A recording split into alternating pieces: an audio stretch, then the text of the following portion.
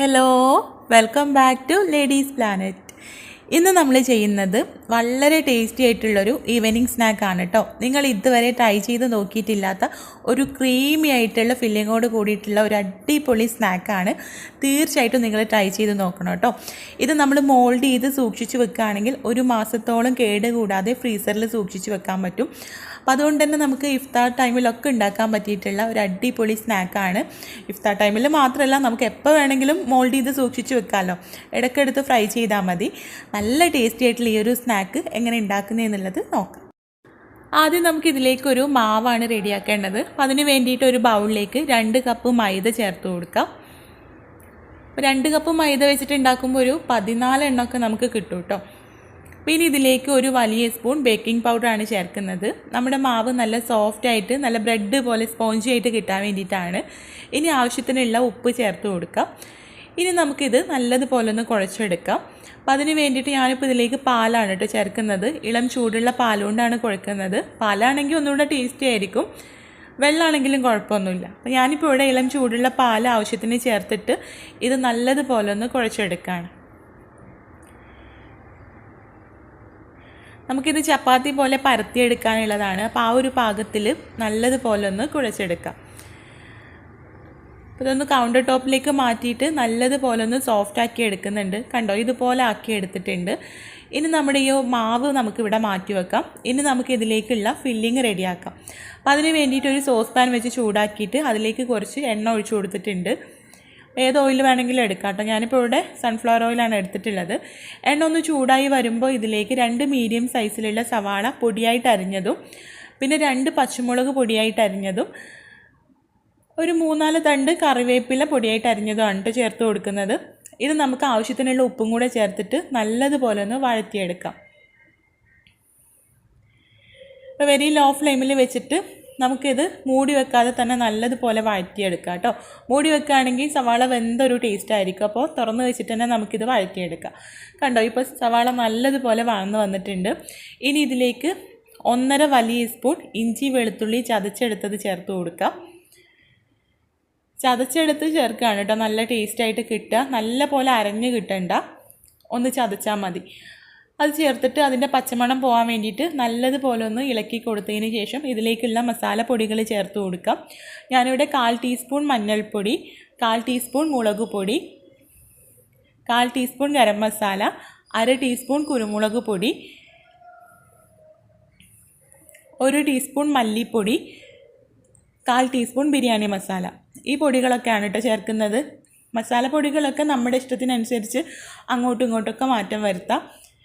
ഈ ഒരു ഫില്ലിങ് നല്ല ടേസ്റ്റ് ഉണ്ടായിരുന്നു ഈ പൊടികളൊക്കെ ചേർത്തപ്പോൾ. നിങ്ങൾക്ക് വേണമെങ്കിൽ പെരുംജീരകത്തിൻ്റെ പൊടിയൊക്കെ ചേർത്ത് കൊടുക്കാം കേട്ടോ. പൊടികൾ ചേർത്തിട്ട് അതിൻ്റെ പച്ചമണം പോകാൻ വേണ്ടിയിട്ട് നല്ലതുപോലെ ഒന്ന് വെരി ലോ ഫ്ലെയിമിൽ വെച്ചിട്ട് നല്ലതുപോലെ ഇളക്കി കൊടുക്കാം.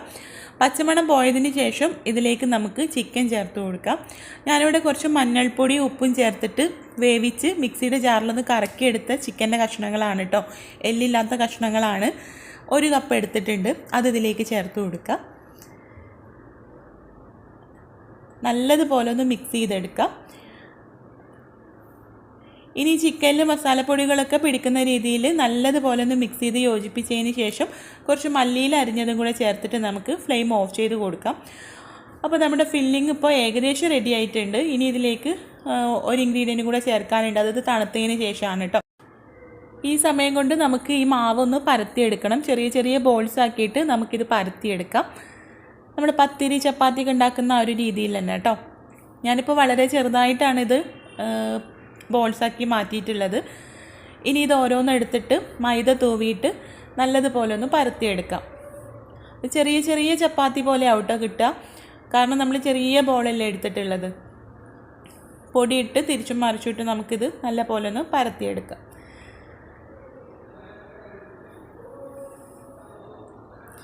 കണ്ടോ, ഈ ഒരു രീതിയിലാണ് കേട്ടോ ഞാനിപ്പോൾ ഇത് പരത്തിയെടുത്തിട്ടുള്ളത്. ഇത്ര വലുപ്പത്തിലാണ്, പത്തിരിയുടെ ഒക്കെ ഒരു വലുപ്പത്തിലാണ് കേട്ടോ.